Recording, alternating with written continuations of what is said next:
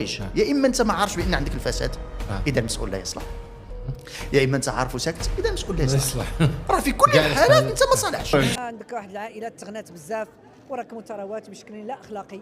انا كنظن حتى واحد ما تابعوا الى هاد التقارير ما ملزميش النيابه العامه والمحاكم التجاريه بانها تتحرك في حق اخنوش. علاش حالين لينا هاد المؤسسات الدستوريه؟ شنو الدور ديالها؟ يصدروا تقارير يفقعوا مرات المغاربه؟ وعلاش كتحاكموا برلمانيه بقانون الصحافه والنشر على تدوينه دارتها في فيسبوك؟ شي علاش حنا معجبين من حصانه هاد الشخص ضد المحاسبه. ما خدموش من اجل التقليص من الفوارق، خدموا مصالحهم. انا شنو معنيتها تسناو حتى الانتخابات وانتم السبب اللي صوتوا عليه؟ فين ربط المسؤوليه بالمحاسبه؟ شنو هي الاستراتيجيه اللي درتي؟ انت ما عندكش حتى لي طواليت في الشوارع، تمشي لطنجه كتلقى ملي دوز على شي حيط خصك تسد نيفك، تمشي لمراكش تدوز على شي حيط تسد نيفك. لا، كاين تضارب مصالح. كيفاش غادي ندير انا لنفسك انت وهما عارفين هذوك اللي في اللجنه بان انت رئيس الحكومه مول الشركه؟ وهذا الشباب اللي هو اليوم كيحس براسو بانه كرامته تداس بالاقدام وانه لا يعتبر. وافين علاش تعطات 1300 مليار سنتيم الا كان هادشي؟ انا الاوان كينستمع على هذا الشعب والاحزاب اللي هي باغيه تبقى تلعب ودير لنا لعبه سياسيه مغشوشه خصها تحيد من الطريق. نقول هذه للمستثمرين، غير تشوفوا شي واحد من المقربين اخنوش مشى استثمر في شي بلاصه، سيروا موراه استثمروا فيها ديالو بمطالب واضحه له ذلك ويزيد ويتقدم. بارك عنا من الفساد والمفسدين. اللي حطات الدوله في لامو 1300 مليار سنتيم داتها الكلينيكات، ولكن فين هي الاراده السياسيه؟ بلان ما ملاهيش مع هذيك، ملاهي مع الصفقات. راه عندنا مسؤولين ما ملاهينش مع لي طواقات. الصفقات في الوضع الراهن، انا كنهضر لك في الوضع الراهن. الصفقات رجعت هي واحد عمليه تساوي الفساد. يعني ماشي مجمل الصفقات، ماشي مجمل الصفقات في المغرب، ولكن الصفقات الكبرى وسميتو ما تاخذهاش غير هكاك. شوف اخنوش رئيس حكومه وجايب وجه احمر لوسط البرلمان كيقول لهم ما خديت الصفقه في اطار قانوني. اش من اطار قانوني يا الشريف؟ اش من اطار قانوني؟ رئيس وزراء ديال تونس 2021 اظن تمت اقالته. علاش؟ لان اكتشفوا بانه عنده اسهم في شركه ديال النفايات اللي دارت كونطرا مع الدوله. علاش وزير الحكومه ما عندوش حق يكون عنده اسهم في شي شركه؟ لا، كاين تضارب مصالح. كيفاش غادي ندير انا لنفسك انت وهما عارفين هذوك اللي في اللجنه بان انت رئيس الحكومه مول الشركه؟ يعني غيجيو عندي انا رئيس الحكومه، غيجيو عندي انا الاول يفريو معايا. انا نعطيك واحد القصه في الدين. عمر بن الخطاب كان دار ابو هريره اظن في اليمن، واليا على اليمن. بعد مده قال له شني وصلوا بانه عنده الفلوس ودار لاباس وكذا وسميتو. جا وصيفط له قال له منين جبتي هذه الفلوس هذه؟ فهو قال له هذه تاجرت فيها، هذه من فلوسي شريتها، هذه عطوها لي هديه، هذه كذا. قال له سميتو رجع عندي، اجي عندي للمدينه. مشى عنده قال له غتقسم المال ديالك اللي سميتو خذو والاخر غتردو. قال له علاش؟ راه عطاوه لي كذا. قال له اولا تجلس في بيت امك فترى من يهاديك؟ يعني هبط من المنصب ديالك وشوف شكون يجيب لك الكادو. كانوا كيعطيوك كادو صحه اليوم زعما باش يتقربوا لك. فاذا ملي كتكون مسؤول وكبير وغتدخل الصفقه اكيد غتكون محاباه لك وما غيكونش عادل فيها. وقس على ذلك، راه ماشي غير هو اللي كنهضروا. ولكن هو خي يونس بيزنس مان على باز، ما خصش بيزنس مان يكون رئيس حكومه. بوان فينال. عبد الرحمن بن عوف ما خداش الخلافه رغم انه كان من مجلس الشورى. ما خصش بيزنس مان يكون ولكن بغيت ندير اخويا السياسه واحد لو مومون ونخلي نكيبي البيزنس ديالي ترونكيل واحد الوقيته ونبقى انا كندير السياسه. بغيت ناخذ داك الاكسبيريونس واش ماشي محقق. خذ مجلس جماعه صغيره، خذ منتخب شي سميتو، خذ برلماني. ما عندكش بوفوار. رئيس حكومه انت اللي كتسير البلاد، راه انت اللي كتسيرها. انت هو الوجه البارز امام المنظم الدولي، انت هو كل شيء. ملي غيسمع كتقول مناخ الاستثمار عندنا واعر وكذا سميتو، غيسمعك مستثمر من برا بانه انت خديتي ديك الصفقه، غيقول الا بغيت ندخل المغرب خصني نمشي نشارك رئيس الحكومه. عمر هذه طاحت لي في بالي زعما راه فريمون قاصحه. انا جاي من برا جايب معايا مثلا راس مال ديال شي استثمار ونقول راه ما نقدرش نفس خصني ندخل مع شي هيد اوف ذا ستيت بحال تقول تمشي تدخل امريكان نفس دونالد ترامب. صعيبه بزاف. خصني ندخل مع شريك مع اخنوش باش نسميتو، باش ناخذ الصفقات ونكون مزيان، ما يكونش عندي مشكل. والمشكل شنو هي في هذا دابا؟ افضح حاجه بانت في هاد السنين الاخيره قبل 2021، تقول من 56 حتى ل 2021 ياك، من الاستقلال حتى ل 2021 كان الفساد جبان. كاين الفساد في المغرب ولكن ما كيتمش الاعلان عنه. ما كي ملي كيتشد شي واحد ولا سميتو دير له كذا كتنوض عليه الروينه سميتو ويطيحوه، وقعت مع بن علو، وقعت مع عليوه، وقعت ملي كيتشد الفساد كيمشي. كان الفساد جبان، يشدوك كيقولوا لك الا ما شديناكش ما عندنا ما نديروا لك، الا شديناك غتخلص. من 2021 لهنا ما بقاش الفساد جبان، رجع تضرب المصالح علني، بقاش عندهم مشكل. وماشي علني، دابا الاشكاليه ماشي علني، يصرحوا به وسط البرلمان. واش انت جاي رئيس حكومه ولا رئيس شركه كتدافع على الصفقه ديالك، جاي للبرلمان وتقول له ما خديت الصفقه في اطار قانوني؟ ايوا شي واحد جبدو، شي واحد قال له راك خديتها في اطار غير قانوني، يعني هو اللي جبد له البلان في البرلمان، هو دافع على راسه. شنو هو القانوني ولا قانوني؟ شنو هو سميتو؟ الا قلنا الى دابا هو تضارب المصالح، تنازع المصالح او تضارب المصالح، واش قانوني؟ اذا ماشي اطار قانوني في الاصل، ولذلك راه كنظن بانه راه مازال مبلوكياش الصفقه.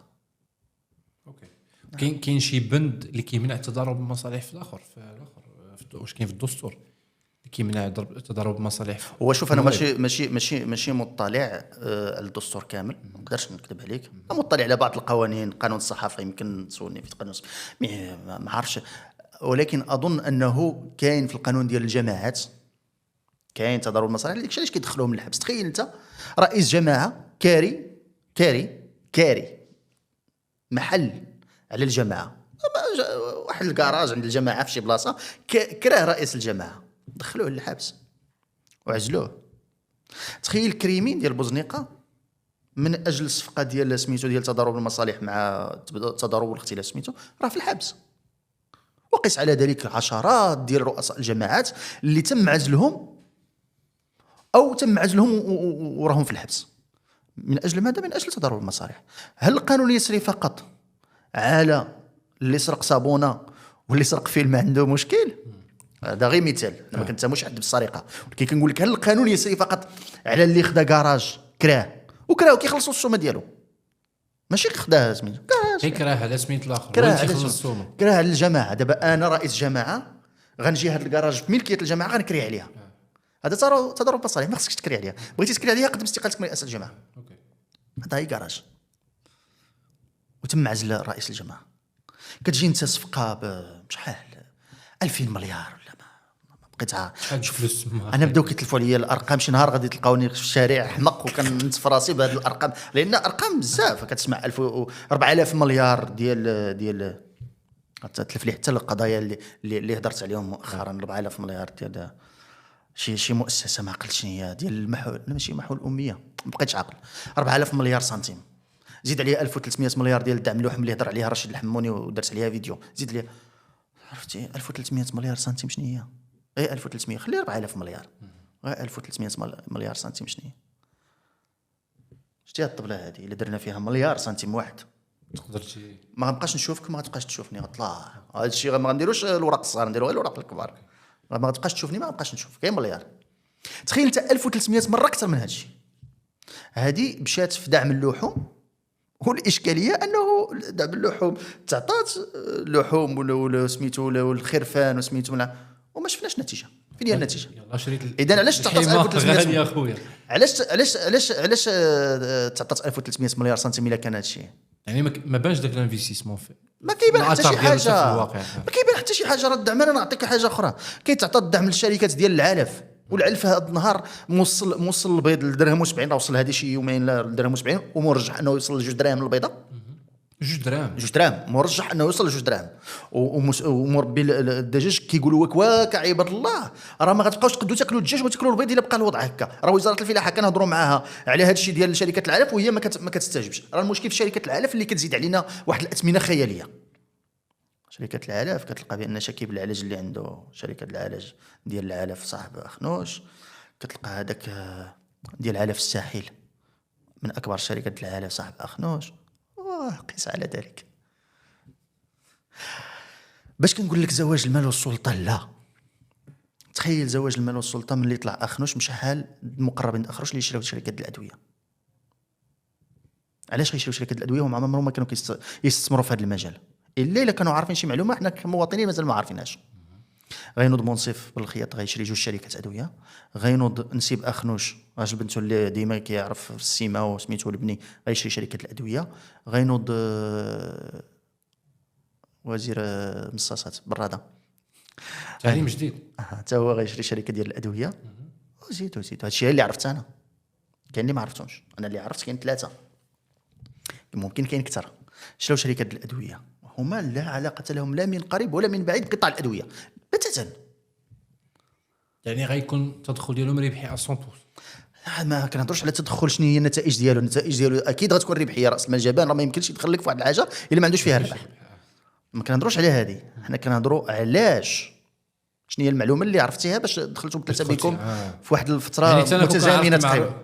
كنت عرفت المعلومه ممكن نقدر ندخل الا عندك الفلوس دابا نمشيو ندخل انا وياك اخي. شوف ملي تشوف دابا انا كنقول هذه للمستثمرين غير تشوفوا شي واحد من المقربين اخنوش مشى استثمر في شي بلاصه سيروا مورا استثمروا فيها الفلوس. خويا شفنا شي منين نبقاو ندخلوا حتى حنايا فيها الفلوس لان عندهم المعلومه كيسبقونا فيها. اوكي وهذا الشيء ما يضرش زعما بقطاع الصحه انديريكتومون انه يولي داك الشيء غالي بزاف لواحد النيفو اللي ما يقدرش المواطن يبقى يتحمله. انا غنقول لك واحد الحاجه في قطاع الصحه. قطاع الصحه تحملت الدوله اظن 15 مليار درهم في 2023 او 2024 ما بقيتش عاقل عندي الارقام ولكن ما لا تحضرني الان بزاف الارقام راه كنقول لك كنتلف 15 مليار درهم ما عقلتش سميتو. هذه لامو تعطات لامو ديك لامو اللي داروها شكون اللي خدم لنا حصه الاسد؟ واش المستشفيات العموميه ولا الكلينيكات؟ نورمالمون حنا اللي درنا لامو شنو اللي خصنا نقويو؟ القطاع العام. خصنا نقويو القطاع العام باش يرجع واعر، يعني الناس يمشيو للقطاع العام باش ما يبقاش سكانير واحد خص ديك الفلوس ديك 15 مليار تاخذ منها ما فيها بس تاخذ الكلينيكات سميتو ما فيها بس ديالها لانها كتخدم راه سميتو.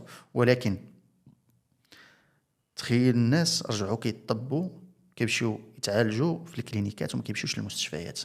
العمليات رجعت كدار في الكلينيكات ما بقاش كدار في المستشفيات.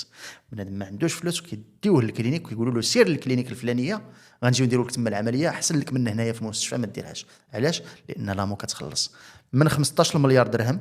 عرفت شحال هي ملي غنصرفوها للسنتيم شحال كترجع؟ 1500 مليار سنتيم. من 1500 مليار سنتيم اللي حطات الدوله في لامو 1300 مليار سنتيم داتها الكلينيكات. شحال هادي واش 85% ولا شي 90%؟ حسب ما عرفتش راه كنقول لك راه الارقام غيبلوني انا نبقى كنعتنبل بالارقام تلقاوني شي نهار ولكن رقم كبير هذا. اذا هنايا مازال مرشح كل مره غيبقى يطلع لامو شحال غتبقى تاخذ شحال غتبقى الدوله تعطي لامو وغيبقاو يستافدوا منها الكلينيكات والقطاع العام غيموت لان ما كاين حد غيجي ليه ما غيبقى في حد. دابا راه كارثه. راه هذيك الشيء ماشي الكارثه ديك الشيء ماشي لاستنزاف ماليات الدوله. والدوله واش ما كتشوفش انا زعما هذا الشيء راه ماشي في صالح زعما العام للمواطن؟ شكون هي الدوله؟ شكون؟ رئيس الحكومه اللي كيتحكم. اوكي اسحب سؤالي. بالنسبه مني هضرتي على قبيل انه كيانفيستيو في سميتو كيانفيستيو في الكوتي الطبي واش في الادويه ولا في القطاع العام ولا في الطب عامه؟ في لي انفستيسمون اللي داروا بعض الوزراء ولا بعض شركات الادويه لان راه خرجت الوكاله الوطنيه للادويه. سمعتي بها هذه الوكاله الوطنيه؟ سمعت. شنو غيكون المهمه ديالها؟ المهمه ديالها راه خطيره مازال ما عارفينش. المهمه ديالها هي دعم وتطوير شركات الادويه المغربيه. اوكي دعم فلوس ممكن فلوس ما عرفناش ولكن غالبا غتكون فيها تقديم. الدعم راه عنده بزاف الاوجه ومنهم الوجه المالي. غيدعموك غيطوروا صناعه الادويه في المغرب. اذا ملي غيطوروا صناعه الادويه في المغرب انا عندي شركه الادويه غنقول لك بغيت ندير واحد المصنع واعر ديال الدواء غتجي انت كوكاله ديال الوطنيه ديال الادويه غتعطيني الفلوس. لذلك حنا وزير الصحه ما كيتفاهمش معنا وحاسب راسو بانه هو ماشي من الحكومه. غنحيدوه ونجيبوا واحد ديالنا كيفهم في هادشي الصفقات.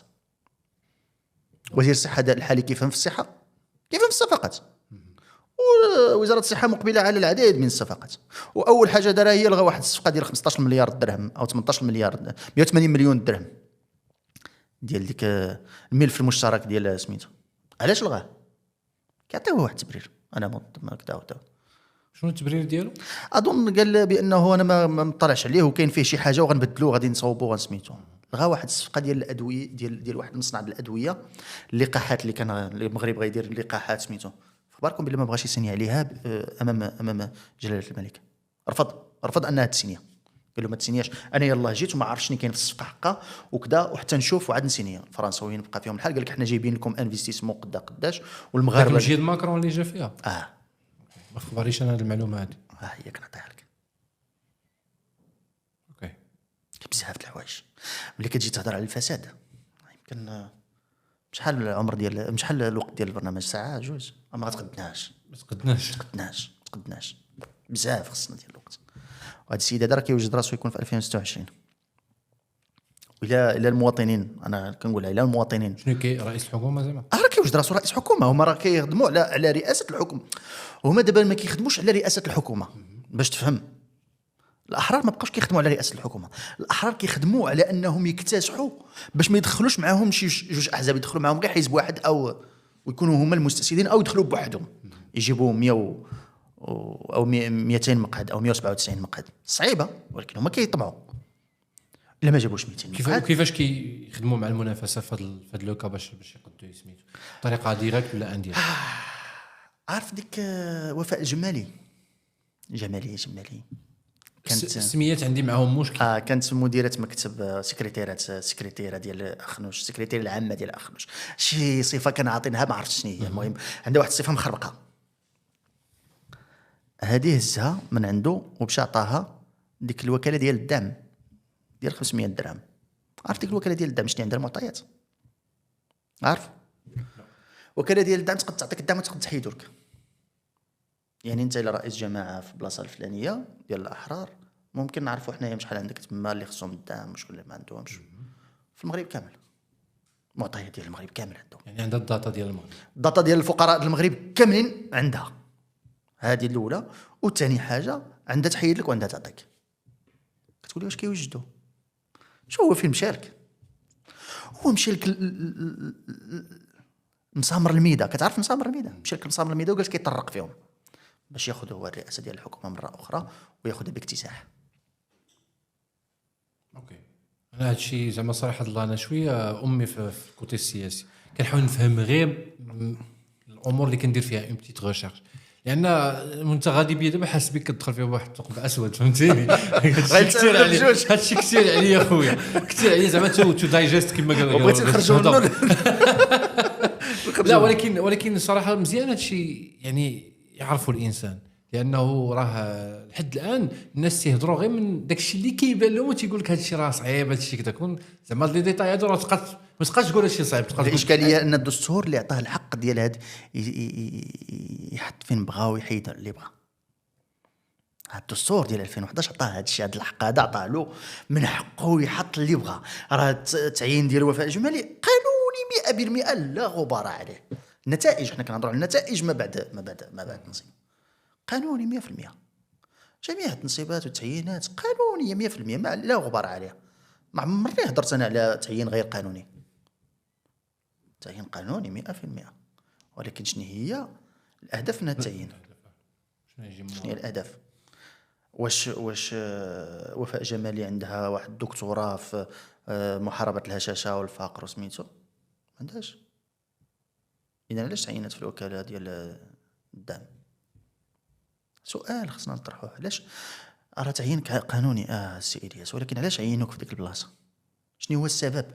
شنو الاكسبيرتيز ديالك انت؟ من غير الاكسبيرتيز دابا خصنا نعرفوا بعد السبب. الا شفنا الاكسبيرتيز عندك في ديك الدومين، عندك خبير انت في ديك المجال، نصفق. ولكن ملي تجيب لي هما الموضوع هو الكريتير الاساسي اللي خاص يتبازا عليه. هذا هو راه في اي دومين. راه لو موند اظن او شكون الصحيفه اللي لو موند هضرت على براده، هضرت بواحد الشكل بائس. قالت لك في المغرب كاين عندهم وزير التعليم لا يوجد النطق، لا يوجد الحديث وهو وزير عمره ما كان في التعليم وما كيفهمش في التعليم. هذه خطيره جدا، لان الشعب الاخر الراقي ما كتجي غريبه انه تجيب رجل اعمال كان كيصنع المصاصات اللي كيتباعوا في المدرسه وتدخلوا للمدرسه ترجعوا وزير عليها، غريبه. وباش تغطي هذه الفضيحه تمشي تجيب لواحد الوكاله من فرنسا تعطيها 300 مليون سنتيم، هذا هو الرقم اللي تعطى لديك الوكاله باش تقري لمده اسبوع، تقري بالرضا اسبوع وما سادين عليه وكيقريوه له حتى دابا راه تبدل شويه في الطريقه الحديث، ما بقاش رجع دابا كيطلق الهضره وكسميتو، ولكن مازال كيدير الفضايح. يا غير زعما الا انت ماشي من الدومين راه ديجا فضيحه. دابا راه كاينوا وزراء ماشي هما الوزراء، الكتاب العامون هما اللي رجعوا وزراء حقيقيين. وزاره الصحه الكاتب العام هو اللي داير كل شيء، هو اللي كيدير كل شيء حاليا، هو اللي كيدير كل شيء. لذلك شفنا في قضيه بوحمرون غياب الوزير تماما، ما كاينش الوزير. هذه قضيه راه خطيره. راه قبل 2023 كانت تسجل ثلاثه الحالات في السنه، 2024 تسجلت 25,000 حاله. راه تعلن انه وباء. ملي كيتعلن انه وباء راه خصك تخرج بندوه صحفيه وتسميتو وتبقى كل سيمانه تخرج. الايام الاولى تخرج كل نهار تعطي الناس لحد الساعه، المغاربه جميعا لحد الساعه خرجت بفيديو كيقول لك لا راه ما كاين والو غير انت كتزيد فيه. قالوا لي حتى في واحد الفيديو. علاش لانه الناس ما واعيينش بالخطوره ديال بوحمرون، حيت ما قاسهمش والدوله ما كتهضرش عليه. وزاره الصحه اللي خصها تهضر عليه ما كتهضرش عليه. ونهضروا عليه واخا ما يكونش غادي تيقود الناس بلا راه كاين. كيما داروا في قصه كورونا راك شي توعيه الحيط فهم لان كيوعيك. حنا واحد المرض ما عارفينوش الخطوره ديالو كنوض نوعيوك، من بعد ملي تبان الخطوره ديالو انت بقيتي سليم الحمد لله، واخا ما كانش خطير ولكن انت بقيتي مزيان. ممكن فلتي بداك سميتو الارشادات اللي عطينا. اذا خصنا نوعيو. راه الاعلام سيف ذو حدين. راه الا بقيتي كدير ليه الميلودي وسميتو وبرنامج ديال الميلودي وديال الشعبي وديال راه الشعب ما غاديش يوعى، راه ما يعرفش الخطوره ديال بوحمرون، لانه كيسمع لهذيك اللي كتزغرات ونجاة عتابو جالسه كتهضر سميتو. مع احترامي للفنانين ما كنقولش بانه يحيدوهم، لا، لكن كنقول عطيو مساحات لكل شيء. المعقول خاص تكون شويه المعقول. هذا المعقول. وعندك التلفزيون العمومي خرج دير فيه ندوه اسيدي، ما بغاوش يديروا لك المواقع ولا سميتو ولا الاعلام، خرج دير في التلفزيون والمغرب كامل غيسميتو. لحد الان في المغرب بدا انا كعامي التلفازه راه كتبقى دائما هي السورس الاولى ديال شي حاجه اللي غادي تكون. مازال يعني راه مازال واحد النسبه كبيره في المغرب اللي لا سورس الاولويه ديالهم في لي سورس هي التلفازه، ماشي هي السوشيال ميديا ولا شي حاجه. اذا كاين ضعف في وزاره الاتصال، كاين ضعف عند الوزير، ما عارفش يتواصل، ما عارفش شنو هي الاستراتيجيه اللي غيتبع. حنا امام وباء الان في المغرب، كاين 25,000 اصابه اللي مسجله، منها 120 وفاه. 120 وفاه راه كيجمع غير الفم. 120 وفاه راه وباء الشريف. 120 وفاه هذا النهار. راه غدا راه ايطاليا في 10 ايام الاولى كان يلا عندهم شي 15 وفاه، 25 يوم وصلت ل 2000. اذا ما خصناش نستهنوا بالوباء. بوحمرون ماشي بحال كورونا، متفقين، ولكن وباء. الدراري الصغار، انا ولدي البارح تقاس بوشويكه تخلات، عرفت صحاب لي بوحمرون، زيتو جريت به الطبيب كذا شافو كذا قال لي ما تخافش راه بوشويكه، غادي نديروا له تريتمون، هذا ما سميتوش، خليه في الدار ما تديش للمدرسه.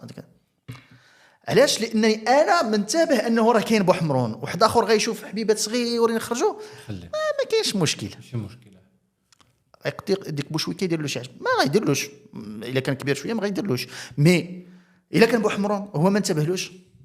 لان ملي كتكون منتبه وكتكون عندك تحسيس ديما كتقلب ولدك تشوف عطس قلبو دير له. ملي كتكون ما واعيش بالخطوره، ضربوا البرد ولا لعب مع صحابه ولا ما دارش جاكيتو ولا شي حاجه، كاينش مشكل. حتى طق الولد وصل لو كاغراف. الا وصل للكاغراف كيبقى بين غيدخلوا الانعاش، لان كنعرف انا واحد الصديق ديالي دخلوا له 2 ولادو الانعاش بوحمرون. هذا المجال طبعا في طنجه، طبعا 2 ولادو دخلوا سميتو في طنجه بوحمرون وكانوا غيموتوا لولا الطاف الله ثم الحنكه ديال الطاقم الطبي اللي كانوا واقف عليهم، كانوا ماتوا ديك الدراري. اذا هنا كنهضروا على فين هو التحسيس ديال الدوله، فين هو التحسيس ديال وزاره الصحه. ملي كنهضروا على الدوله كنهضروا على القطاع الوصي، وزاره الصحه. وزاره الصحه باش نرجعوا انه الاكسبيرتيز مهم طبعا في داك الاستباقيه ديال اي ازمه غادي تكون. تماما. حنا ما عندنا في شي قطاعات، عندنا ضربات الاستباقيه في شي قطاعات عندنا كيضربوا على التوش كيضربهاش للجول كاع. قبيله فاش كنا كنهضروا على مراكش وكنا كنهضروا على ايفنت ديال السبور تعرف بالله تنظيم ديال كاس افريقيا وديال الكاس يعني العالم حتى هو جاي. مؤخرا كنت شفت واحد الفيديو ديال الجزائري قال لهم بالله راه الملعب اللي غنلعبوا فيه راه غيكون هو الملعب الفلاني في الرباط وها الصوره ديالو راه مازال ما واش. هادشي اللي صدمني. واش كتظن ان كافي 10 شهور باش يوجدوا فيها لي تيرا ولا زعما الحكومه ميزيه على هاد الايفنت هذا باش يكون يعني شي حاجه اللي واعره؟ شوف انا نقول لك واحد الحاجه، هذه ماشي ديال الحكومه وما كتديسيديش فيها الحكومه، الملاعب غيكونوا واجدين. انا هذه عندي واحد القناعه راسخه. علاش؟ لان كنعرف بان الحاجه اللي كتدخل فيها المؤسسه الملكيه بالجهد ديالها كنعرفها غتخرج هي هذيك. الحاجه اللي كتدخل فيها الحكومه كنعرفها غتخرج عوجه. هذه قناعه عندي. يقولوا عليا اللي بغاو يقولوا، ولكن هذه عندي قناعه، لان انا عندي تجارب مع اشياء دخلت فيها المؤسسه الملكيه ونجحت واشياء دخلت فيها الحكومه وفشلت. فهذه عندي قناعه. ما كنقولش انا سميتو لا كنعطيك وقائع. اعطيني حوايج دخلت فيهم المؤسسه الملكيه وفشلوا، ما كاينش. قد تكون فيها اخطاء فيها كذا، ولكن الحصيله كتكون مزيانه. اعطيني اشياء. فهادو خلي يقولوا الجزائريين، خلي يقول اي واحد. هنا غنبرهنوا لهم انه احنا ممكن. ما قالهاش بطريقه خايبه باش نكون كلير زعما. ما قالش بطريقه خايبه، ماشي مشكل. هو قال لكم كوا ما عرفتش كيفاش انا نلعبوا فيه. غادي يوجد. المغرب كيحترم الالتزامات ديالو في هذا الجانب. هذا المغرب كيحترم الالتزامات ديالو، رغم انه انا كنت كنتمنى انه حتى في الجانب ديال الصحه وسميتو يكون بنفس السرعه. لكن للاسف راه كنقول لك عندنا اختلاف السرعات. كاينه مؤسسه كتمشي بواحد السرعه صاروخيه، واحد المؤسسه كتمشي بسرعه صاروخيه حتى هي، لكن في الاتجاه العوج. ما كتظنش ان الاخرى كتقل حتى الاخرى اللي غاديه بسرعه؟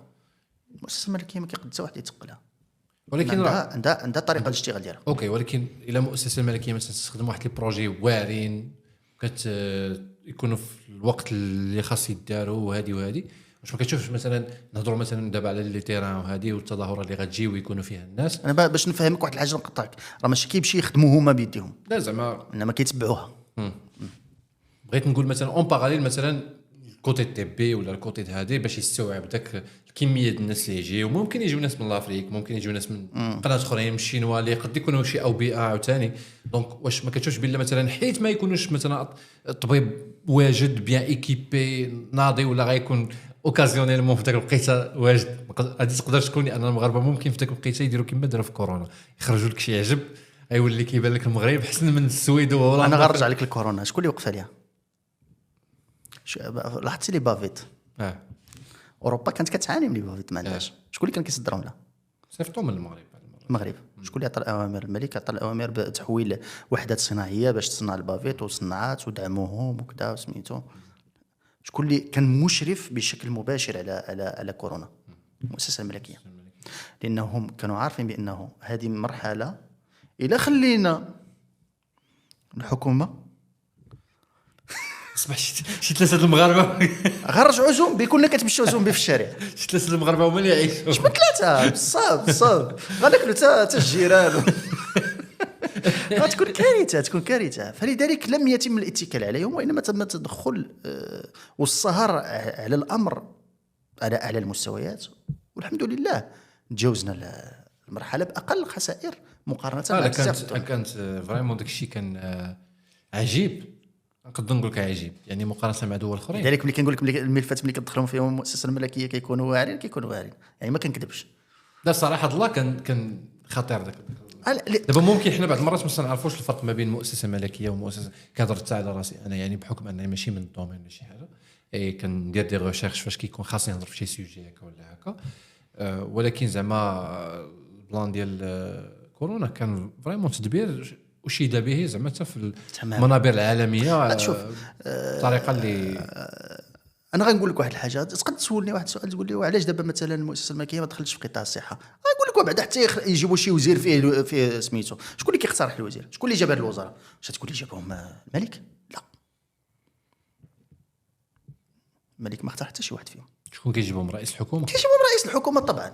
غتجيب لي وزير بحال هذا وغادي تقول المؤسسه الملكيه سميتو؟ راه ما يمكنش تمشي في تطوير مع وزير بحال هذا.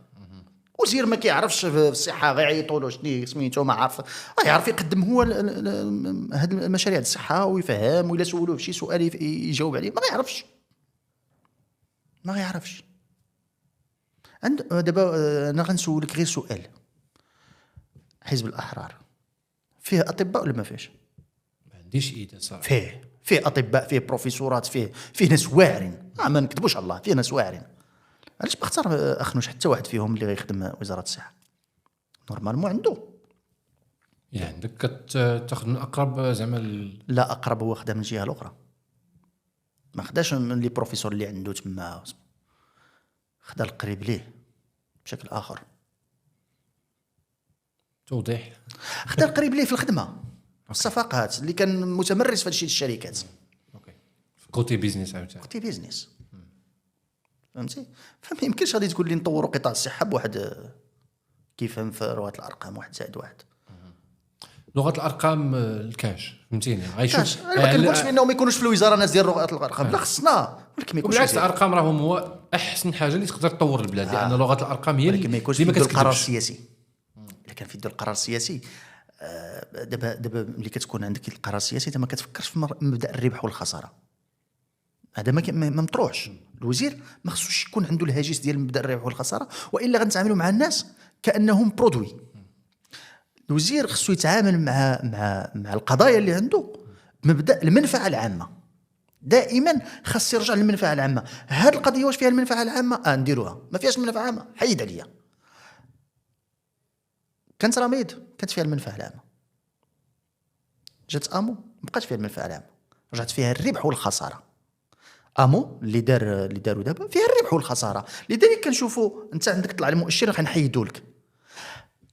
هذا راه حق الحياه، حق من حقوق الحياه هي الصحه. تجي تحيد لي الصحه تقول لي لانه عندي المؤشر طالع عندي تعبئه. هنا كيرجع العقليه ديال المستثمر هي اللي كتغلب على الوزير، فكيرجع القرارات ديالو قرارات ديال واحد مستثمر ماشي واحد سميتو. صافي ما كيبقاش يهم شنو المنفعه. طبعا انا شخصيا اتصل بيا واحد السيد وقال لي فهمتيني، عائله كيهضر لي على واحد العائله اللي حيدوا لهم المؤشر بسبب يعني ان عندهم جوج دي كارت ديال التليفون، فهمتيني، ومشاو يحيدوا داك لي كارت التليفون وما بغاوش يحيدوهم لهم ولا شي حاجه بحال هكا. نورمالمون يعاودوها لهم، غيمشيو للعمل غادي يعاودوا لهم، غيديروا لهم اعاده سميتو. عندهم الحق يحيدوا. كاين حالات عندهم الحق يعاودوا. انا ما عارفش، قلت له ولكن راه ماشي لوجيك انهم ما يحيدوا لهمش التليفون، يحيدوا لهم النمره، راه خص يحيدوها لهم. كان عندهم الابونمون ديال فورفي ديال مثلا 70 درهم للواحد، 50 درهم غيحيدوا، و50 درهم تحيد له انت لامول اللي ممكن غادي يحتاج عمليه ديال 13 مليون. دابا المشكل هو العائله فيها وحده من البنات مسكينه عندها مرض مزمن، فهمتيني، كتغسل الكلى وداك الشيء. ومنين شاور معايا قلت له خويا انا ما صراحه الله نمشي من الدومين ولا شي حاجه باش نقدر نعاون. قال لي لا، حيت انت مثلا عندك بلاتفورم كذا بغيتك تهضر على هذا الموضوع. قلت له والله ما عندي باش نفيد.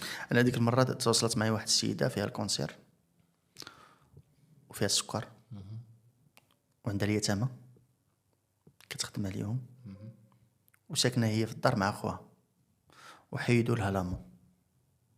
شنو السبب؟ لان المؤشر طالع. شنو المؤشر؟ وي فيه ولا شي حاجه، ما عرفتش علاش المؤشر طالع، ولا ساكن فيها مع خوها ولا ما عرفتش شنو هو السبب. المؤشر درت عليها فيديو، نادو الناس كيتواصلوا معاها كيقولوا لها نعطيوك فلوس زعما نعاونوك. اتصلت معي قالت لي الله يخليك خويا انا راه ما درتهاش، انا درتها من اجل حقي. الله يخليك الا ممكن تحيد الفيديو وتقول للناس بانه انا ما باغياش حسنه، انا باغي حق من حقوقي، انا باغي واحد الحق ديالي اللي كيكفلوا لي الدستور وكيكفلوا لي سميتو جميع المواثيق الدوليه كتكفل حق الصحه للمواطن. الا مشيتي شفت واحد الفيديو البارح واحد الطبيب مغربي في فرنسا كيقول لهم حنا، كيقول لهم انا ما فهمتش داكشي اللي عندكم، ما فهمتوش. كيقول لهم حنا كيجي عندنا بنادم ما كنسولوش على الوراق، ما كنسولو على حتى شي حاجه، كندخلوه نعالجوه. ملي كيسالي كنقولوا له عندك لاسيونس لا، عندك كي سوسيال لا، اذا الدوله غتكلف بك. سالينا الهضره، لان هذاك حق ديالك خصك تعالج. كنعرف واحد السيد صديق ديال صديق مشى لفرنسا، كان هنا كيعاني من القصور الكلوي وقفوا، خصو يدير ومنهم عادات المغرب والسن منهم عادات. مشى لفرنسا شدوه عالجوه، قالوا له عندك شي حد، قالوا له انت غتستنى لا ليست طويله وانت الحاله ديالك مستعجله، الا عندك شي حد نقدو نجيبوه لك لهنا يعطيك الكلوه. جاب خوه راه جالس مع خوه دابا، عطاه الكلوه، العمليه مزيانه نجحات، الامور مزيانه ماشيه فيها في حفظ الله، عالجوه ولا درهم. هذا السيد هذا ملي مشى لفرنسا كان بلا اوراق، داروا له اوراق، خدموه، داروا له كل شيء. كتجي انت كتقول لي ما كاينش تنازع على المصالح. انت كتعيش في واحد البرج عاجي وما كتشوفش المواطن اللي مهلوك لتحت. البيضه بدرهم و70 ما بقاش كيقدر يشريها، الدجاج ما بقاش كيقدر يشريه، اللحم ما بقاش كيقدر يشريه، البطاطا ما بقاش كيقدر يشريها 10 دراهم كتجي غاليه.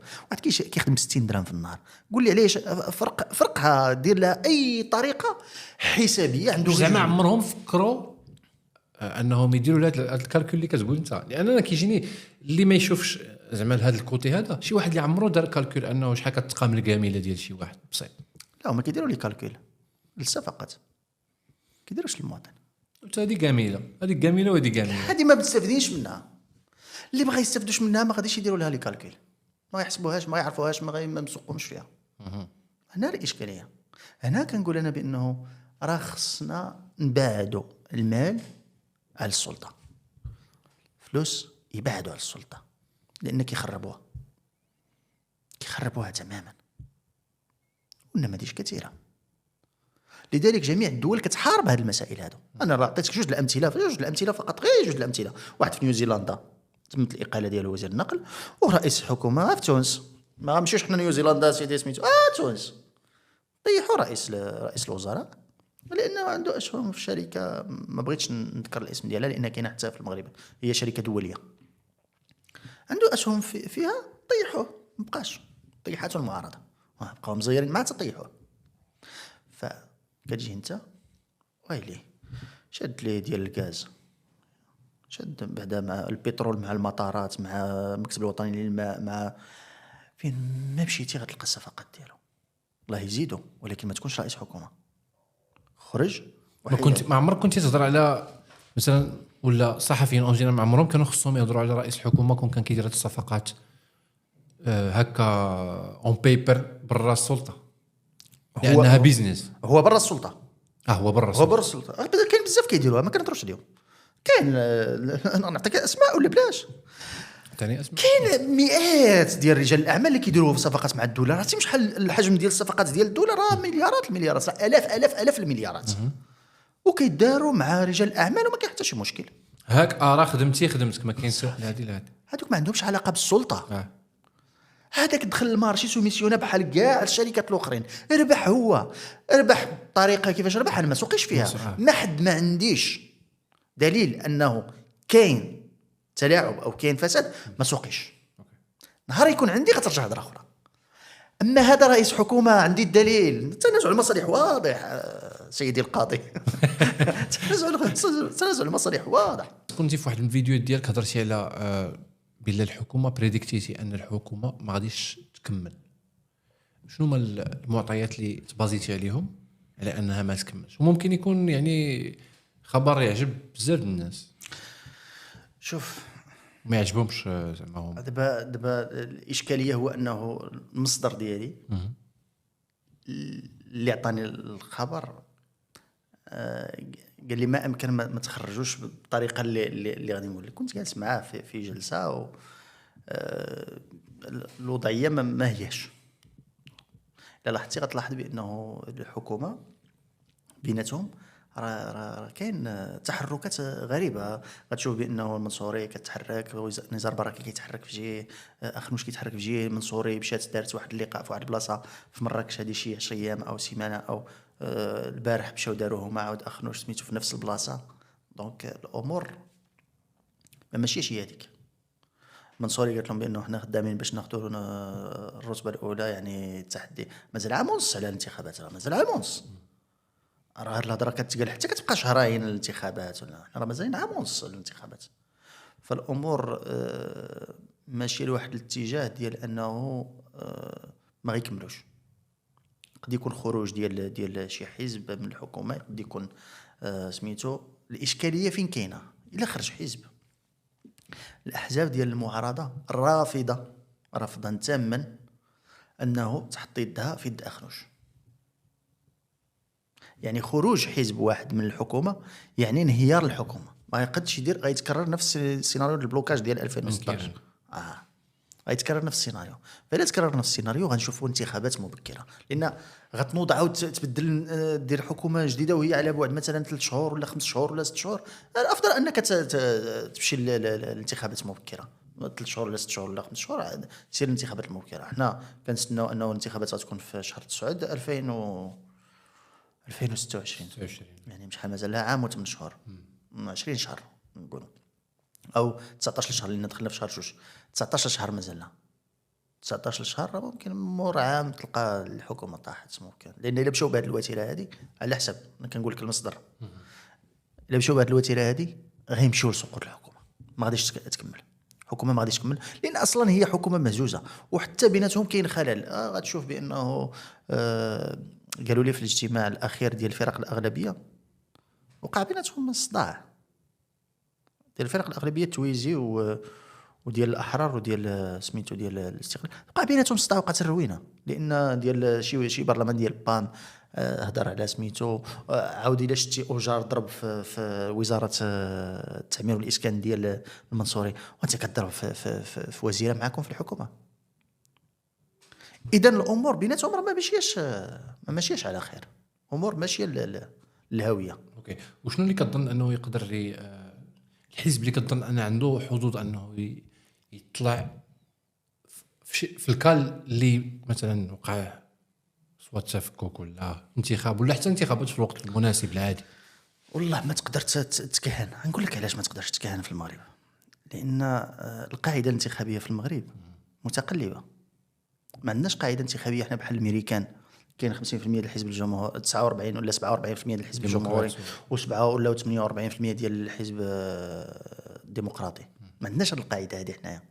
غتمشي للاحزاب ما غتلقاش عندهم قاعده جماهيريه، ما عندهمش منخرطين، ما عندهمش منخرطين. فتلقى حتى حزب لا حزب عنده شي 43000 منخرط ولا هي في 15 مليون ولا 18 مليون اللي كتصوت ولا شيء. 43 كيجيبها برلماني صغير كيجيب 43000 فهي لا شيء 43000. دونك هنايا علاش كنعتمدوا في الانتخابات المغربيه، الانتخابات اللي كنفهمها الاوروبيه او الامريكيه كيعتمدوا مثلا كيجي كيقول لك انا عندي 47% هذه ديالي، عندي 4 مليون صوت ديالي، ما كاينش اللي حيدها، هذه ديالي، مقتنعه بالقناعات ديالي.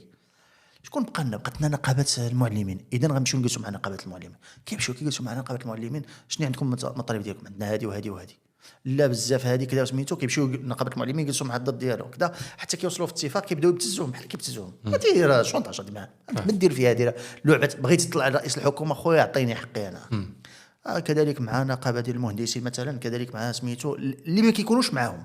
يعني كاين واحد الفئه الناس ما كتكونش منخرطه في الاحزاب، هما خصهم يجبدوا ديك الفئات تصوت عليهم. فاللي كيضمن الاصوات ديال ديك الفئات مثلا ترامب لما توجه في الانتخابات الاخيره توجه لي بودكاستر اليوتيوبرز تيك توكرز بودكاسترز مشاو عند دوك لي جون اللي علاش بعاد على السياسه خصهم الموسيقى والافلام، لان كاينه واحد القاعده جماهيريه كبيره السياسه ديال الشباب ما كتصوتش، عنده 100 مليون وهذوك ما كيصوتوش. اذا الا درت الاستماله لهذوك غننجح ونجح.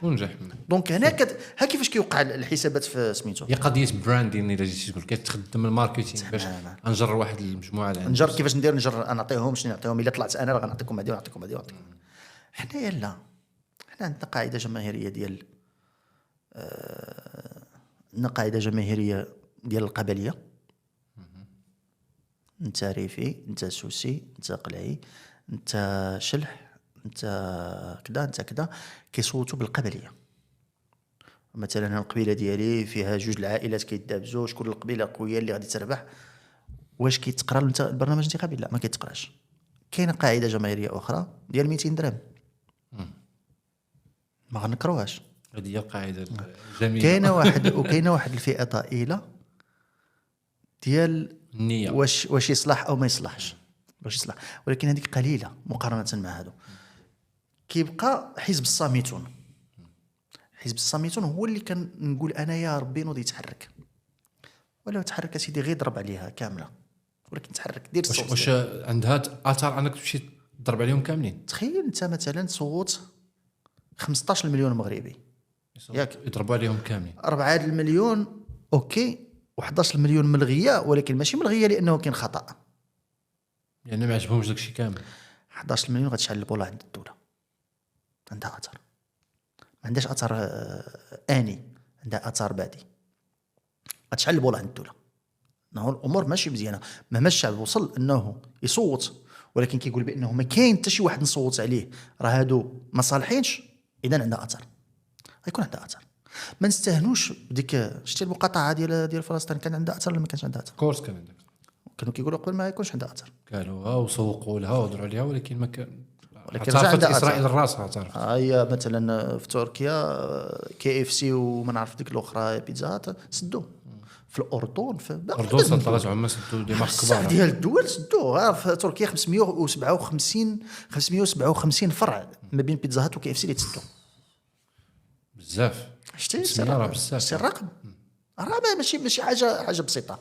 فنجربوا ونشوفوا واش غيكون عندها اثر. ما غنخسروا والو. حنا راه خسرنا 60 عام من حياتنا كنقولوا ما غيكونوش عندها اثر. نجربوا مره واحده ونشوفوا واش غيكون عندها اثر، ولا نجربوا ندفعوا ناس مزيانين يترشحوا.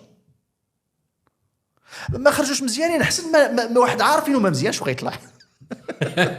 معادله زعما هذا باينه. غنقمروا على هذا غنقمروا عليه يطلع مزيان او ما يطلعش مزيان. في كل منطقه ندفعوا واحد ولد الناس شاب ولا سميتو خرج تصوت. ما بغيتيش تصوت بالحزب نديروا لائحه دير عندك الحق دير لائحه مستقله. دير لائحه مستقله وينوضوا الشباب يعاونوك وما دير حتى درهم، ما تخسر حتى درهم، وسير نعم سيدي وطلع للبرلمان ورجع. وغتكون واحد اللائحه مستقله. الا قدرنا نوصلوا واحد اللائحه مستقله فيها واحد 100 برلماني، عرفتي شنو غتخلق في الدوله؟ غتخلق خلخله حقيقيه في الدوله. لان عندك 100 معارض الا لحتيهم المعارضه. عندك 100 معارض واجدين يوميا ملي غيجي سميتو غيدردق عليك، غيديروا بيناتهم مجموعه برلمانيه وغتعطيهم الكوطه بالعدد ديال البرلمانيين اللي عندهم، والله حتى يحمقوك في ديك الولايه. يدوزوك معين ليبرا لانهم كلهم. اذا كاين امكانيه باش نمارسوا الضغط، غير الا تجمعنا باش نمارسوا الضغط. اما باش نبقاو غير في لي ريزو سوسيو كنلعنوا الظلام وحنا اللي كنطفيو الضوء، لا اسمح لي نوض شعل الضوء، نوض دير واحد الحركه، دير شي حاجه. انا الجهد اللي عندي انني ندخل التيك توك ويوتيوب وسميتو بديت كنهضر، هذا هو الجهد اللي عندي وهاني كنقولها لك. ونوض انت جرب معي ونشوفوا. يمكن هذا العام ما نجحوش، يمكن الولايه الاخرى ما نجحوش، غيجي واحد النهار ما نجحناش حنا غينجحوا ولادنا. ليفي البابيون، تاثير الفراشه، راه غادي تجي النتيجه كضربها ولكن غادي تجي النتيجه تماما. دونك هادشي اللي كاين. دونك خاص ضروري الانسان يبدا من عنده واحد زعما الحركه باش ترى شي حاجه. لان ديك الصمت والجلوس وكيعمر. انا ضده. انا ضد انه يبقى الشاب او الشباب هي كيلعنوا هاد البلاد ما عندهاش، هاد البلاد حقات اشياء جيده. ما نكروش، ما نكونوش سوداويين وما نقولوش بانه راه كل شيء مزيان. لا، كاين بزاف د الحوايج زبالون وكاين بزاف د الحوايج داروا مزيانين في هاد 25 سنه 26 سنه التاليه. راه داروا حوايج زوينين، والله العظيم الا انا كنشوفهم داروا حوايج زوينين. لان لو كان عندنا مثلا واحد درنا الفريزي المغرب وصورناه كامل وخليناه في 99 وجينا ل 2025 وعطيناك الصوره ديال 99 والصوره ديال 25، غادي تشوف واحد الفرق كبير جدا على المستوى الخارجي. انا اللي كنهضر معاك كنت كنمشي لمليليه كنشوف المواطنين كيتضربوا وكيدس عليهم بالصباط من طرف البوليس الاسباني. اليوم البوليس الاسباني واسبانيا كلها كتبوس يدين المغاربه باش يفتحوا لها المليليه، ما باغينش يفتحوا لها. اليوم السياسه الخارجيه ديال المغرب رجع فيها قوي، رجع هو المتحكم، ما بقاش هو كارطه ديال لاس ولا الطوس ولا كيتلعب بها، لا، رجع هو لاعب في الطبله، لاعب بقدر ما غنقولكش انا لاعب كيلعب مع امريكان او، ولكن رجع فاعل في الطبله. ما بقاش فقط بيدق على رقعه الشطرنج، لا، ما بقاش، رجع فاعل. ملي كترجع فاعل كيتبدل سميتو، رجع فاعل على المستوى الافريقي. فاذا تبدلوا بزاف د الحوايج ما كنشوفوهمش، ما كنشوفوش لي في ديالهم كيجي غير بشويه، ما كنشوفوش. في نفس الوقت من الجهه الاخرى كاين حوايج مازال باغي خصهم يتبدلوا، ولكن راه ما كاينش واحد السيد عنده عصا مسطق تبدل كل شيء. راه خص حتى هذا الشعب يتبدل، ما يمكنش الشعب يبقى. هضرنا قبيله على الطوليطات حاشا وجهك وحاشا وجه المستمعين، ومؤخرا شفنا شي فيديو ديال الطوليطات داروا في شي مدينه، ما عرفتش شي مدينه بالضبط، وقيله كازا، داروهم بوبليك في شي بلاصه ودخلوا الناس هرسوهم وفرشخوهم هكا ولاحوا. المهم ماشي تسرقوهم يشفروهم هرسوهم ولا حيد. علاش دار القانون؟ علاش تشريع القوانين الزجريه علاش دارت؟ باش ما يكونش السيبه. اذا ملي غادي نشدو غادي نضربوا انا بالقانون المره الاولى المره الثانيه وغادي يتصلح داك الشيء، وهذاك الشيء راه عنده لاسيرونس غادي تصلحو. دونك هنايا هذا ماشي داعي ان باش ما نديروش لي طواليت. مي زعما بزاف الناس كيتحجوا بهاد الحجج ديال راه كاين بعض الناس اللي مهم هما حاقدين ولا حاملين في قلبهم، وكنظن انا كيرجع السبب حتى شيئا ما عدم الوعي، وثاني حاجه هو حتى داك عدم الحركه. مثلا باش تمشي تصلح انت بيدك الا ما صلحتيش كتولي كتريب بقوه اللي كتبقى ترد القلب كما قلتي، كتولي ظلامي. خاصك غير صافي تشوفي الفرصه ديال انك لا ما غاديش نظلموا عاود ديك الفئه الكبيره ديال الشباب اللي غاضبه بانها هي مخربه. لا ماشي هذا الشيء اللي بغيت نقصد. لا قلت هذا الشيء يقدر يؤدي لهذا النوع. شوف فئه الشباب اللي غاضبه والله لا مواطنه غاضبه لان ما عجبهاش الحل، لان ما كتلقاش فرصه ديال الاشتغال، لان ما كتلقاش فرصه. المقاولات الصغرى كيتسيزاو والمقاولات الكبرى كيتزادوا في الفلوس. هذا راه مشكل. راه خص الدوله تهتم بالمقاولات الصغرى تكبرها باش يكبر الاقتصاد، لان في امريكا كيشدوا مقاوله صغيره كيبقاو يكبروها حتى كتكبر. هنا في المغرب كيشدوا المقاولات الصغرى كيبركوا عليها وكيكبروا المقاولات الكبرى. هذا خطا. اذا مع من ديك الطبقه المتوسطه غتعيش، الفقراء مع من غيعيشوا؟ راه مع الطبقه المتوسطه، مع ديك المقاولات الصغرى والمقاولات المتوسطه. المقاولات الكبرى ما كيعيش مع احد. هذا بعدو ديال الدواء اللي قلت لك، مثلا كيمشي يستورد وكيوزع، عنده واحد الطوموبيل جالسه كتوزع الدواء سميتو، عنده 20 خدام 30 خدام وهو كيضرب المليارات في العام. هذا ما كيخدم مع حد. ولكن ملي كتجمع لي ديك عدد المقاولات الصغرى، هذا عنده قهوه، هذا عنده ريستورو، هذا عنده كذا، هذا عنده كذا. بشحال كتلقى مثلا في الريستورو خدام؟ كاين الريستورو كتلقى فيها 30 واحد، كاين اللي 60 واحد، كاين اللي 5، كاين بشحال في القهوه. دونك شحال كيخدموا لك، شحال كاين من الريستورو في المدينه. دونك هذوما اللي خصنا نهتموا بهم، ماشي نهلكوهم بالضرائب. تمشي تحيد لي تزيد الضرائب على المقاولات الصغرى وتحيد 15% على الكبرى. تخربيق هذا، لان انتم باترونه كبار. تخربيق. فملي كنجيو لهذه ديال الطواليطات، تخريب كاين في اي بلاصه. غادي نرجعك انا للهوليغانز بريطانيا. الهوليغانز كانوا كيخربوا، كانوا كيديروا الشغب، كانوا كيقتلوا، كانوا كيديروا كل شيء. كيفاش دارت بريطانيا؟ قضات عليهم. بريطانيا كانت دايره في الملاعب ديالها حفره في الملاعب باش ما ينقزوش الهوليغانز. من بعد غتلقى الملاعب الوحيده في العالم اللي الكراسه حدا الملعب هما بريطانيا. علاش؟ كيقولوا للعالم بان الشعب ديالنا تربى. كيبينوا له احنا كنجلسوا دابا حدا الملعب والله ما ينقص يدخل. صح. علاش؟ يكونوا وعاو الناس. قوانين الزجريه، قوانين، ولكن تطبيقها. اجي انت هبطتي للملعب غتصور، والله عمرك لا دخلتي لشي ملعب، ما ندخلوك للحبس لا والو، والله عمرك لا دخلتي لشي ملعب. دارت مع الاول، دارت مع الثاني، دارت مع الثالث، رجعوا كيتفرجوا من سميتو، الاخرين رجعوا كيخافوا كذا سميتو.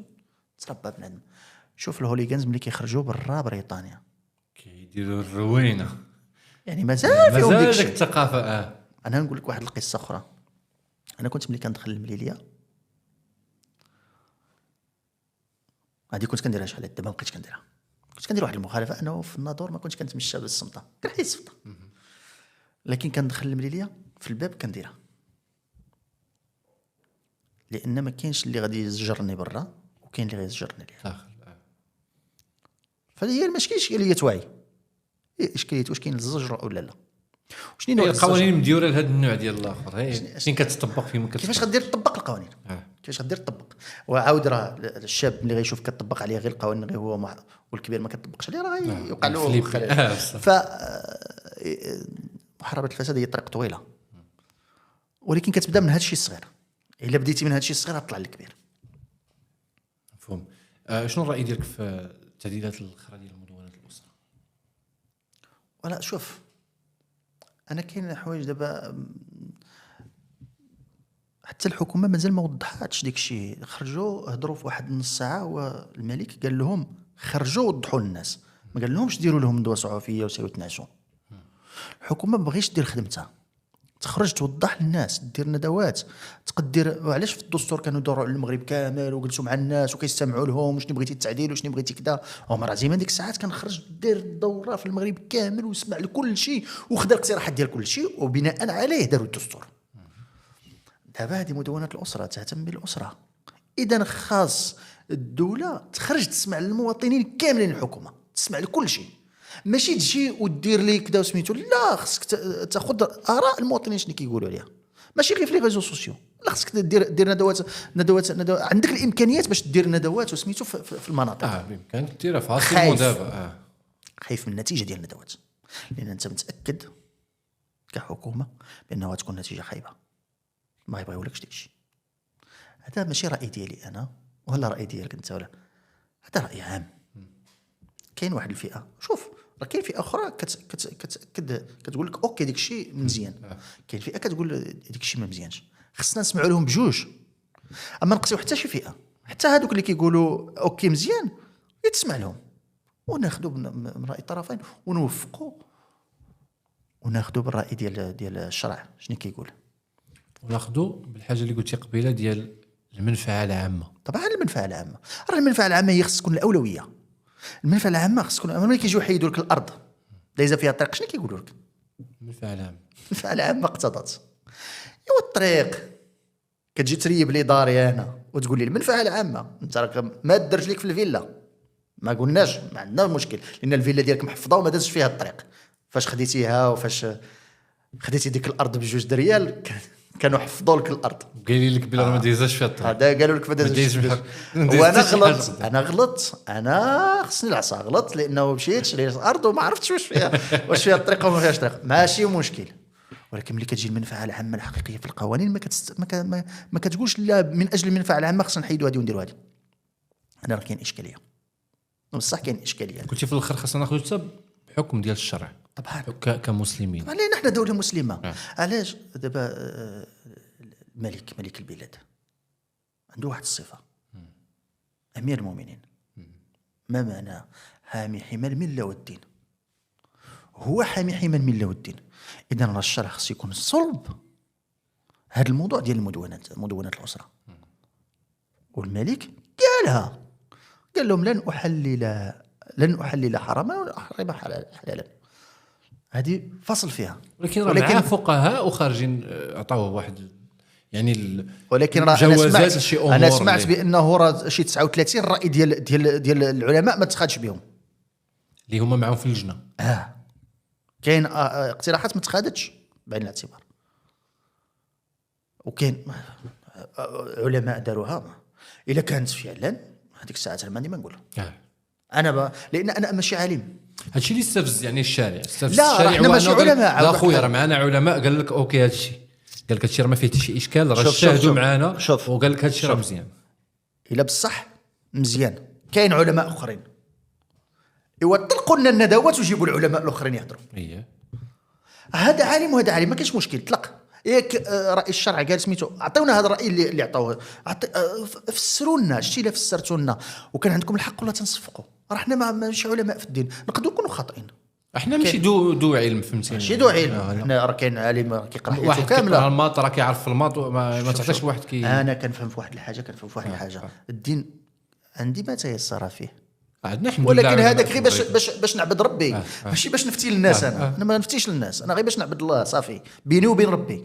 اما باش نفتي للناس انا لا علم لي. فاذا كان العلماء فعلا اجازوا لهم ديك الشيء يعطيونا ما اجازوا لهم، وبناء على ماذا خصنا نفهموا فقط.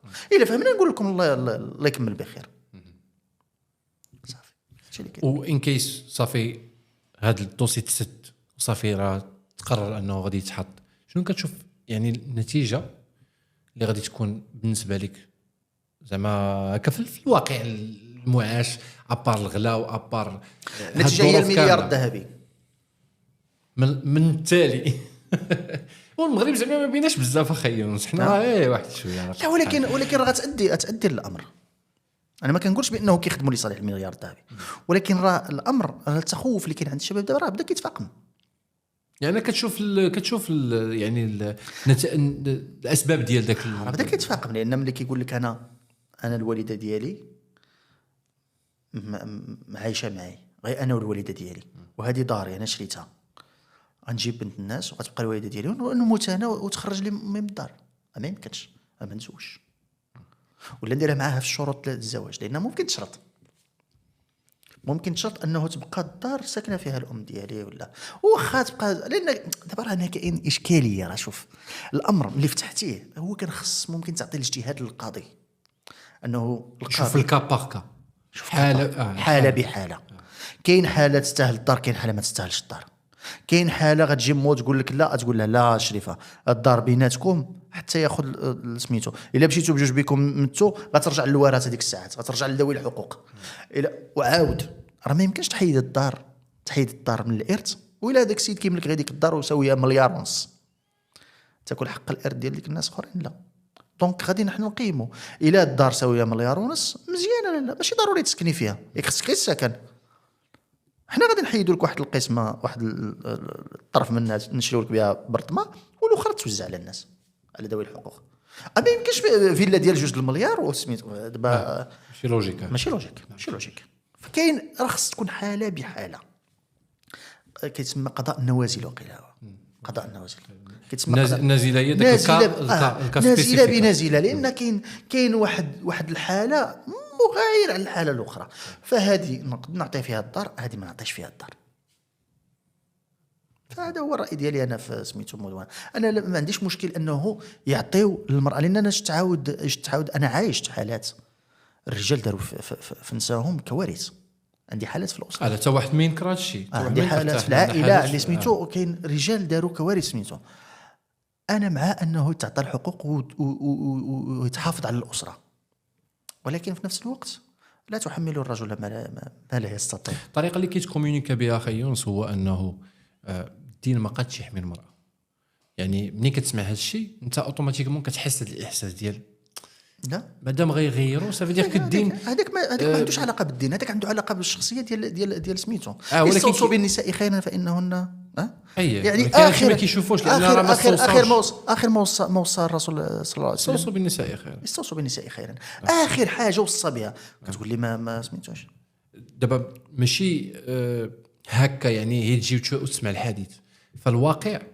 ملي كتشوف مثلا كما قلتي انت مثلا شخصيا اللي كان لي واقعا قراب العائله وتا انا شخصيا الناس اللي كنشوفهم كيفاش مثلا ما عندوش علاقه بالدين هذوك اللي هذاك انسان مسلم غلط، ماشي الاسلام اللي غلط. هذاك ما عرفتش واش مسلم ولا ماشي مسلم بالضبط. شوف هو كيشهد لا اله الا الله غير اغلاط، ولكن انك تكرفص على الاسره ديالك بالضبط. لا كتشوف واحده ما كيتكرفش على المراه، كيتكرفش على اولادو، كيسمح فيهم هما فهمتي تركبدا والو. حتى داك المراه كتقول له هي سير باش ما نتاداوش فهمتيني. كتقول لها هي سير الله يسير. كاين رجال يستحقون كل ما ينزل بهم الصراحه. ما كيحملوا من الرجوله الا الاسم تسيو ما فيهاش. ولكن هذا ما غاديش يخلي ان تهز كل شيء وتحطو ما تحطش البيض كله في سله واحده باش ما يتهرسش كامل. هذا ما كان شي كلمه اخيره اخي. الله يخرج العاقبه على خير. هادشي اللي نقولوا هذا الحكم، الله يخرج العاقبه على خير. هذه الكلمه الاخيره الله يدير لي فيها الخير. حاجه اخرى اللي بغيتها لراسي مثلا اللي انا ومثلا صناع المحتوى كاملين، كيفاش ندير نحمي راسي باش ما نطيحش في شيكا. حيت انت مثلا عندك كارطه الصحافه بين قوسين دابا حاليا راه دايرين لك عليها الحجز، ولكن مثلا انا لا ما حاجزينها ليش مازال عندي. مازال وخرجت لي ديال 2025 ومشي نزا، لانه لحد الساعه ما كاينش حكم نهائي. اوكي صافي يعني راك ترونكيل ما كاينش مشكل. مي بالنسبه لينا مثلا الناس اللي كيديروا صناعه المحتوى، ويعني شنو هو الاطار القانوني مثلا اللي خاص يكون عندهم ولا اللي خاص يكون؟ هذه كانت محل نقاش بيني وبين القاضي في الجلسه الاخيره اللي كانت في الاثنين اللي فات. وبالمناسبه كانت على كومون راه الحكم غدا. كنصوروا هذا النهار، الحكم غيكون غدا الصباح الاثنين الصباح غيكون الحكم. نتمنوا لك الخير بعدا ان شاء الله بحول الله. فاخر جلسه اللي كانت جلسه المناقشه هضرت معاه قلت له سياده القاضي راه ملي كتجيو تحاكموني بالقانون الجنائي تحت اي سند. قال لي واش ديك لاباج عندها ترخيص؟ قلت له سياده القاضي قانون 88 13 ديال الصحافه الماده الثانيه فيه كتقول لك بانه الصحافه تمارس تحت اي دعامه كانت. كيف ما كانت الدعامه، كتابه اوديو فيديو. انا حامل بطاقه الصحافه، انا صحفي مهني، اذا ممكن نمارس الصحافه في فيسبوك ونمارسها في السيت لا ما يمكنش كذا سميتو. قلت له ما يمكنش. قلت له قانون الصحافه كيعطينا هذا الحق، وسبق ان حكمت من اجل حوايج في مواقع التواصل الاجتماعي بقانون الصحافه. فما الذي تغير؟ شنو اللي تغير بين البارح واليوم؟ فاليوم كاين هنا واحد الفراغ قانوني في مجال التواصل الاجتماعي. هذا الفراغ القانوني كاين اللي مزعج ليهم وكاين اللي باغيين به يوقفوا يسدوا. لان الا ما قدرناش نسدوا فيسبوك وما قدرناش نسدوا تيك توك، اذا غنوقفوا ديك الناس اللي مزعجين في الفيسبوك وتيك توك. مع العلم ان كاين بزاف الناس اللي خصهم يتوقفوا، اللي ما عندهم حتى شي علاقه لا بالصحافه. هنا كيرجع كاين الناس اللي فساد تجاره في البشر. هنا كيرجع الاشكاليه. كاينه اشكاليه اخرى، شنو هي انه النيابه العامه لا تتحرك الا بشكايه. لو كانت مثلا النيابه العامه عندها هذيك القدره انها تتحرك بناء على فيديو شافته انتشر وكذا وسميتو تمشي، ولكن النيابه العامه دابا هادو اللي تعتقلوا مثلا تيك توكر كانوا جمعيات داروا شكايه. دونك جمعيه دارت شكايه سميتو انا مثلا كنتحاكم بالقانون الجنائي لان واحد السيد جا دار بيا شكايه. دونك هنايا خص الشكايه عاد تحرك النيابه العامه. فشكون اللي كيسمح بهذا الشيء؟ خص مشرع يبدلها ويدير بانه النيابه العامه عندها مثلا الحق، عاود خصو في نفس الوقت يكبح النيابه العامه، ما يخليهاش عاود مطلوقه. راه هذا الشيء ديال التشريع راه صعيب شويه، بصح صعيب، لان غتطلق لها من جهه غتصدق في مشكل اخر من بعد. فخص تكبح. وقع بحال هكا في مصر وبعض الدول العربيه. فما خصش النيابه العامه ما خصهاش تحرك بواحد الشكل تعطى لها صلاحيات مطلقه، وما خصهاش عاود تكبح. دونك في الوسط او دار جمعيات مثلا كتراقب هذا الشيء وكتمشي تقدم شكايات ملي كتشوف شي حاجه مفسده للمجتمع ولا كتمشي تقدم او يتعطى مثلا الحق للمحامين. كيف مصر محامي ممكن يمشي يقدم شكايه لشي واحد الا شافو دار شي حاجه ماشي هذيك. غير هي عاود في مصر رجع هذيك الشيء بزاف، رجع اي واحد كيطلعوه للمحكمه، اي محامي بغى يتشهر كيمشي يدعي بشي واحد ويمشي سميتو، هذيك عاود خايبه، هذيك حاجه خايبه. دونك في كل الاحوال راه غتلقى ثغره، دائما كاين ثغرات. خاصنا نردوا البال ترد البال لان ما كاينش قانون. الحال اللي غتحاكم بها غدا الى شي حد سميتو هو 447 جوج، هذا هو اللي كاين قانون جنائي فيه حتى 3 سنوات سجنا. الله اكبر، الله يبشرك بالخير اخويا.